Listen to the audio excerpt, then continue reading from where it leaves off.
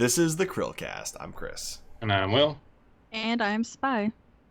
Will, how have we not pointed out who's behind you this whole week yet? Yeah, on Monday. Oh, So do this we? is Jill the Krill, and Chris is Bill the Krill. Bill and Jill. All right. Okay. I'm Chris. Did I already say that? I think I did. SpyV, tell everybody about your channel before I lose my mind. Okay. Too late. Yeah, it might be a little too late for that. But yes, I do largely movie reviews and analytical videos, but I also talk about other things in pop culture and media. I also do character redesigns, and I always do an art speed paint of whatever I'm talking about in the background as I talk over it. And I highly recommend you check out her views on Hamilton. It was really interesting to hear about that. Being as a guy that both loves Broadway and loves acting, I can't even talk. Musicals and Broadway. I love both those things. Hearing her perspective was cool. Go watch the video. YouTube.com/SPYV I can't talk today. So this is Thursday. Is going to be a fun video to go through. So today is Throwback Thursday. All right, good enough. Yes. Whatever. Very non-committal, but it's okay. It's fine. It's all about Tom Clancy's Rainbow Six Siege. Okay.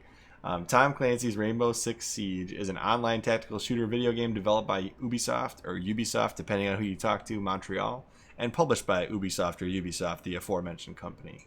It was released worldwide by Microsoft Windows, PlayStation 4, Xbox One, and that's it, on December 1st, 2015. The game is also set to be released for the PlayStation 5 and Xbox Series X, and assumedly Xbox Series S in 2020. The game puts a heavy emphasis on environmental destruction and cooperation between players.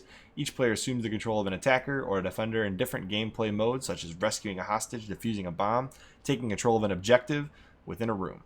The title has no campaign, which, boo, I like campaigns quite a bit. Features a series of short offline missions called situations that can be played solo.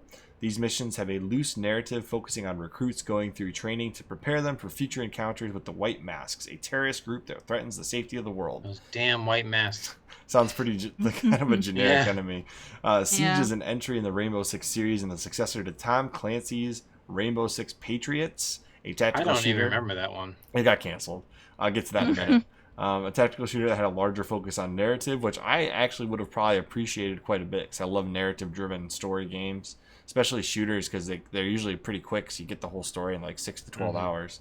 After the Patriots game was eventually canceled, not the football team, the video game due to its technical shortcomings, Ubisoft decided to reboot the franchise.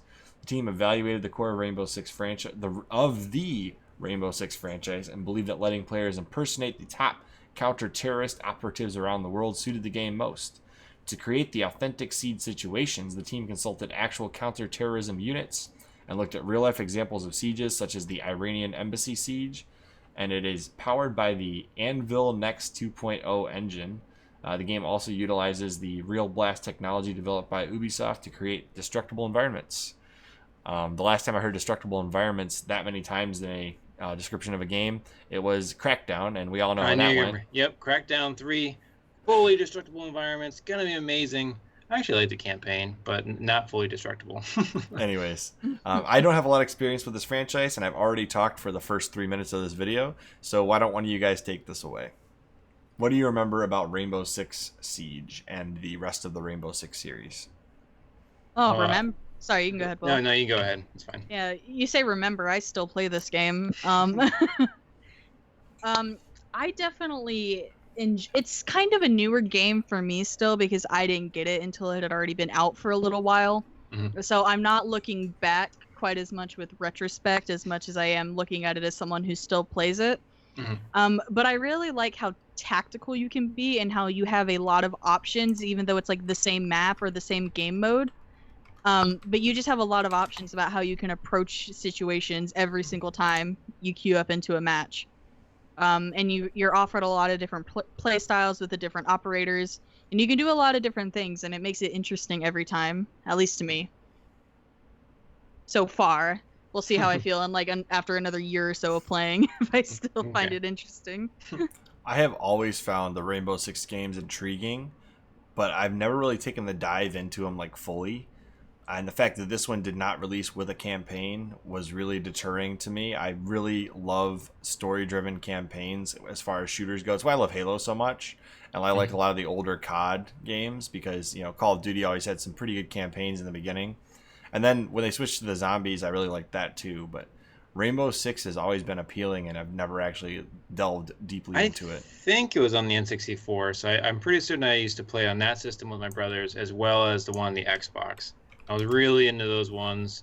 However, I haven't played it in a while. I have played Rainbow Six Siege, and I thought it was very interesting. I was bummed about no campaign.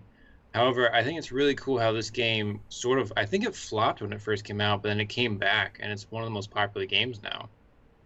I think you're right. Yeah, it has a pretty strong online community still, and that's normally a good indicator.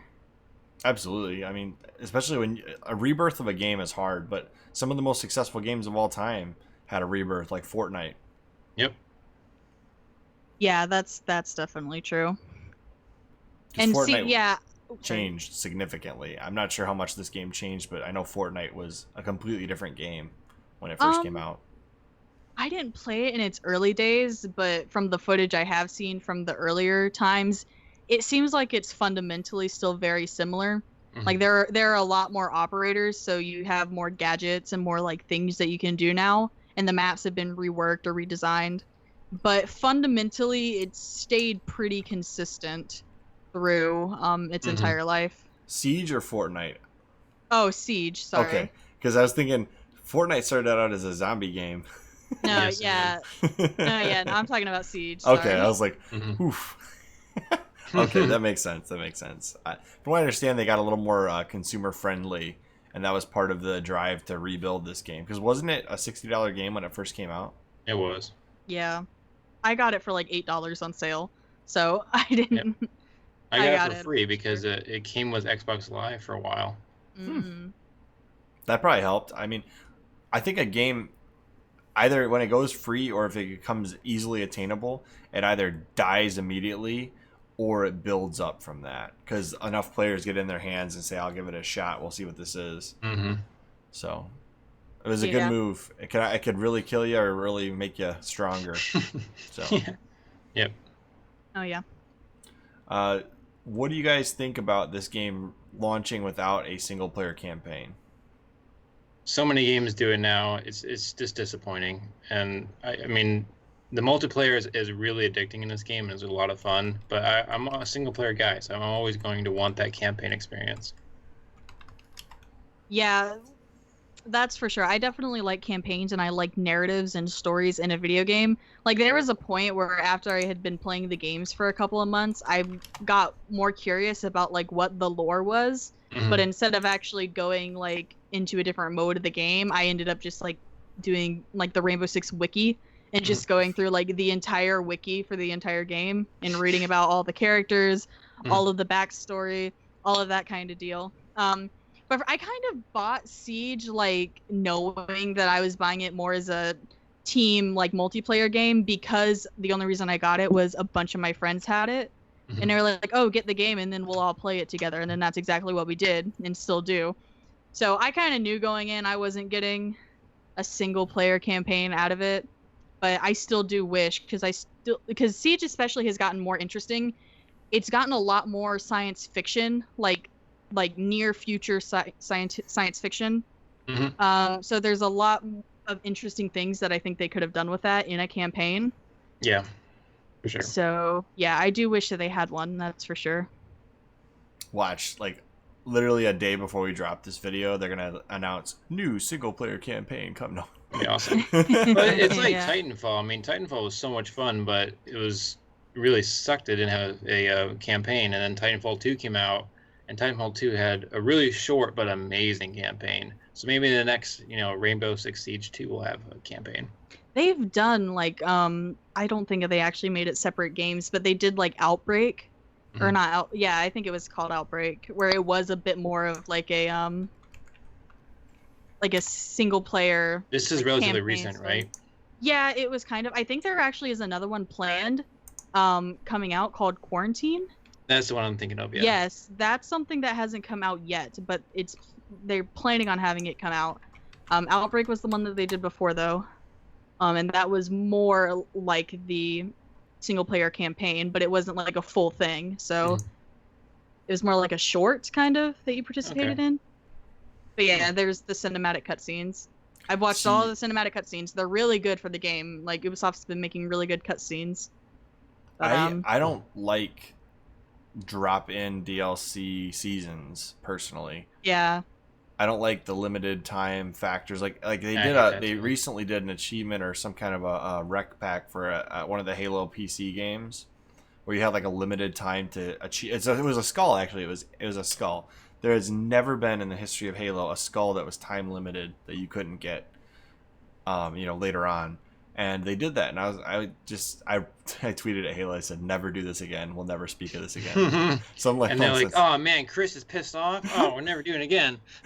But I I can't stand time limited anything in video games. It's like, but I should be able to do this anytime I want. It's a game for escapism. Because they're trying to build the expediency so people buy it, but I hate it too. Oh no, yeah, Siege does that a lot. They have made so many like mini arcade modes. Just in the time that I've been playing, there have been several, and there were a lot before I even got my hands on the game. Mm-hmm. And they're only out for like the most recent one was called like Mute Protocol or something, and it was like this different, unique arcade type mode. But then it's like once it's over, you don't get to play it again. I really wish that they had like some sort of arcade mode where they would like cycle through the older, different modes that they give you, but they don't have that. It's like once it's gone, it's gone. I'm so interested in this Outbreak thing now. I'm like so invested in it. Yeah. Just from this trailer. This is like one turn where they really started to go more science fiction with Rainbow. This Outbreak, because it's like, I mean, it's like zombie meteorite like and viruses, so that type of deal. I think there's like Ash, Thermite, and Tachanka are in this for sure. Jaeger is in this too. Oh, that's Ash. That's like kind of like the poster child for the game. She's sort of like the FBI main leader tactician within the lore. I wonder what the chances are that Rainbow Six has a new game in the next 5 years instead of just continuing to expand Siege. I mean, it depends on how much they have player retention in this game. Yeah. I mean, we know GTA 6 is never happening, so I wonder if there'll be a new Rainbow Six anytime. I don't know. They seem to be putting a lot of focus into just making like add-ons to Siege rather than actually putting it, because they would have enough material, I think, at this point for a whole second game in Siege with the amount of stuff that they've done just within Siege. So I don't know if they're going to actually go and make a second game or not, or another one. Not for a while anyways. Yeah. I mean, that's fair enough. I mean, they did cancel the previous single-player driven game and turned this into a successful business model. Sorry. Into a successful business model. I'm just... It's been a long day, guys. But I really hope that they do make another game with an actual narrative solo campaign. I think there's not enough of that nowadays. There was even a couple of Siege characters that showed up in a different Tom Clancy game that gave more of like a story for them than you ever got in the actual Siege game. I'm trying to remember what it was. But it was Kavera and Twitch. I remember were the two characters, and Valkyrie was there too. But it was a different Tom Clancy game, and they like showed up, and there was like a whole campaign that you did. Like it was with Nomad. That was the main character's name. I do not remember the name of the game though. You were playing as Nomad, and you had to like help Kavera and Twitch like through a campaign. And like, why don't we get stuff like that in the actual Siege? That's the kind of stuff I want to see. What's the most obscure but fun piece of lore you know about Rainbow Six Siege? Oh, I know a lot, man. Like obscure? There's actually some kind of like fun stuff in the this Outbreak trailer. That character right there on screen his name is Tachanka, and they're talking about an illegal weapon that got bought on a site. Or that you see that site that Ash is showing him. This is actually super convenient. It's like an illegals weapons site, and just before the shot, you see Tachanka like buying stuff off of that site, like on his phone. It's like it's because Tachanka is Russian, and this is like a Russian site, so you see him like, thing. And another thing that's really fun about this is there's a big meme in the Siege community that Tachanka is like the Lord and Savior of Rainbow Six Siege, and there's actually a little quip within the Outbreak cutscene where Ash refers to him as Your Highness. And everybody was really happy about that one. Yeah. I know that several characters are like in relationships with one another too. Like I know that Pulse and Hibana are in a relationship canonically, and also Kavera and Twitch are. It's been heavily implied. I don't think it's ever been like literally officially said, but it's kind of like the thing where it's like, okay, yeah, they're clearly dating, that type of thing. So that's what comes to mind when I think of like obscure pieces of the lore. Yeah, this is a franchise I might have to try sometime. Like the new Siege, not the old. Well, probably the old games too, but yeah, the old games are fun.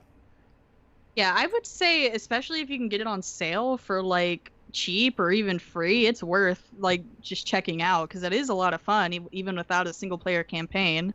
Yeah. Chris did the Ubisoft sale on Xbox like every 3 months. So I know. Wait. I just noticed the little piece of lore you're talking about with the phone website. And the website. Yeah, he's literally like scrolling off for weapons on the site, and Ash is like, it showed up on this illegal Russian weapons trading site as he's like literally scrolling through it, and it's like, that's on brand for. Oh yeah, and like if you go onto the wikis, you learn that like a lot of these characters have like kids. And there's like a whole thing between two characters. Their names are Zofia and Ella. They're sisters. And like their dad like heavily favored one of them over the other. And they have like a ton of beef with each other because of that. So there's all sorts of little tidbits about them and them growing up together. Or how the characters knew each other before they became part of Team Rainbow, that type of thing. Just like Thanos and his daughters. Yeah. As always, I'm Chris. And I'm Will. And I'm Spy. And we will see you on next CHRILLCAST. Toodaloo. Woo! Bye.